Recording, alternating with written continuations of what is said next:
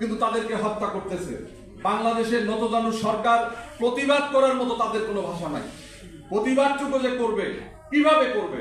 তাদেরকে তো ক্ষমতার বিনিময়ে বাংলাদেশের সার্বভৌমত্ব বিক্রি করে তারপর শেখ হাসিনা তার অবৈধ ক্ষমতাকে টিকিয়ে রেখেছে।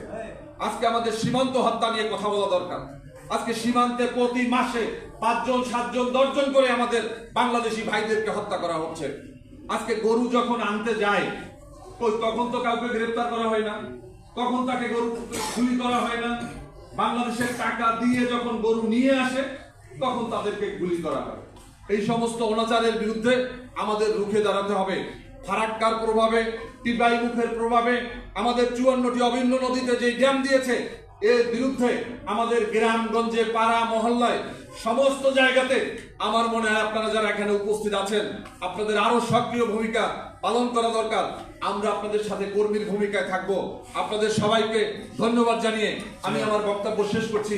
বাংলাদেশ জিন্দাবাদ, বাংলাদেশ লেবার পার্টি জিন্দাবাদ। মৌলানা আব্দুল হামিদ খান ভাসানী অমর হোক।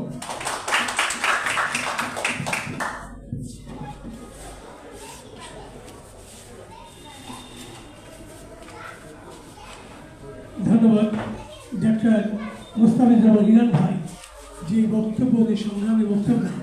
বিগত দিনেও বাংলাদেশের বিভিন্ন ইস্যু নিয়ে রাজপথে এইভাবে জোরালো বক্তব্য রেখেছেন এবং স্পেয়ার করেছেন, প্রজন্মদের গেছে।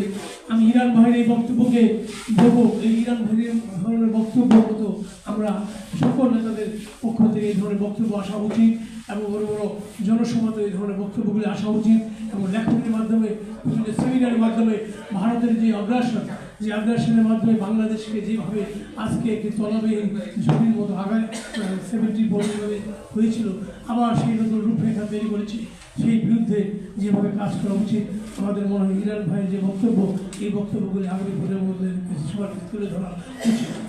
এই পর্যায়ে বক্তব্য নিয়ে আসবেন আমাদের মাঝে ভাষাতে অনুসারীদের পরিষদের চেয়ারম্যান, যিনি নিবেদিতভাবে কাজ করেছেন গ্রামে গঞ্জে বাংলাদেশের সকল জেলাতে ভাষার সকল কর্মকাণ্ড তুলে ধরার জন্য, নতুন প্রজন্মের কাছে ভাষার সকল কর্মকাণ্ডকে আনার জন্য নিবেদিতভাবে কাজ করে যাচ্ছেন। বর্তমান গণতান্ত্রিক আন্দোলনের রাজপথে যিনি যথেষ্ট অক্লান্ত পরিশ্রম করে যাচ্ছেন, আমাদের সেই শ্রদ্ধেয় বড় ভাই শেখ রফিকুল ইসলাম বাবলুকে আমন্ত্রণ জানাবো। নিচেটা তো ধরে নেই, নিচেটা আবার করে করে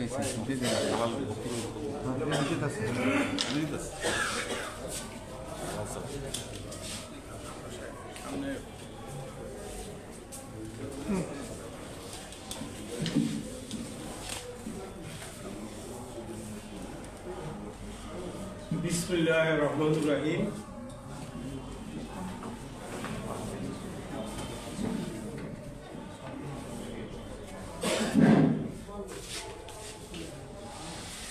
আন্তর্জাতিক ফারাক্কা কমিটি আইএফসি বাংলাদেশ কর্তৃক আয়োজিত আজকের এই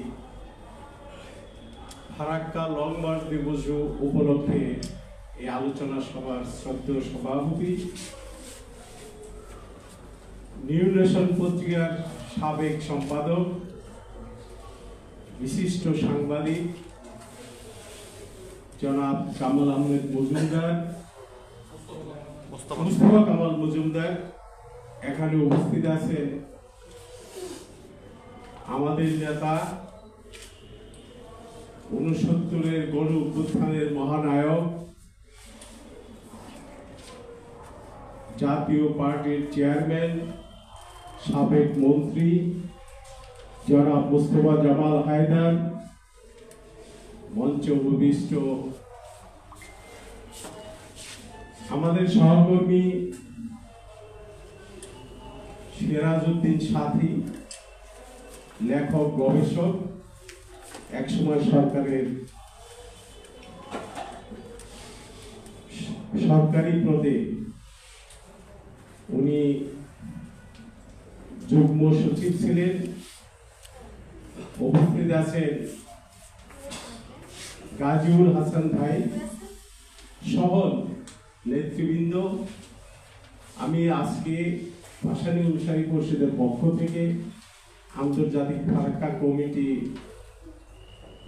এই আলোচনা সভার করার জন্য অন্তরের অন্তঃস্থল থেকে ধন্যবাদ ও শুভেচ্ছা জানাচ্ছি, কৃতজ্ঞতা জানাচ্ছি। পাশাপাশি এই আন্তর্জাতিক ফারাক্কা কমিটির যিনি মূল উদ্যোক্তা, আমাদের নেতা বিপ্লবী ছাত্র ইউনিয়নের তৎকালীন সভাপতি, আমাদের নেতা জনাব আতিকুর রহমান সালু ভাইয়ের আত্মার মাগফিরাত কামনা করছি এবং সেই সঙ্গে